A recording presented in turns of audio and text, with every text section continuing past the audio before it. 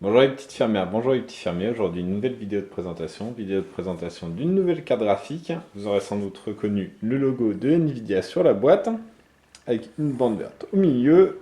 Pas de doute, c'est une carte de chez Nvidia. Il s'agit de la GTX 980 Ti, qui va prendre place entre la GTX 980 et la titanesque Titan X, qui souvent est inaccessible pour les joueurs, avec un budget de vente de plus de 1200 euros, on attendait un haut de gamme un peu plus accessible. Donc voilà, une GTX 980 Ti qui devrait prendre cette place. On va découvrir la carte, les spécifications de celle-ci. Voici donc la carte, et on reconnaît bien évidemment un design de référence qui commence à être traditionnel chez Nvidia. On remarque que les ailettes en aluminium sont teintées en foncé, comme sur la GTX Titan X. On découvre le GeForce GTX classique sur le dessus en vert qui va s'illuminer lorsque la carte fonctionne. À l'arrière, on découvre le PCB, car les puces mémoire sont à l'intérieur et ne nécessitaient donc pas l'ajout d'une backplate à l'arrière. Donc on a un PCB noir assez propre.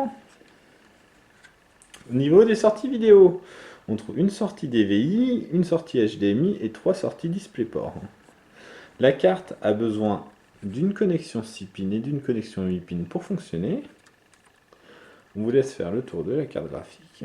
Le travail est plutôt propre. L'ensemble, pour une carte de référence, est plutôt agréable à regarder. On va passer à ce qui nous intéresse réellement, les caractéristiques techniques de cette GTX 980 Ti.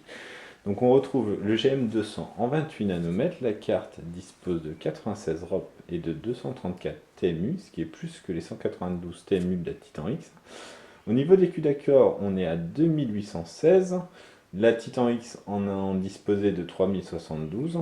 La GTX 980 Ti embarque 6 Go de GDDR5 sur un bus mémoire de 384 bits comme la Titan X.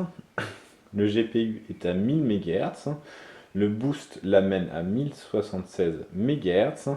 Et la mémoire est à 1753 MHz. Voilà, on a évidemment effectué un test. À bientôt!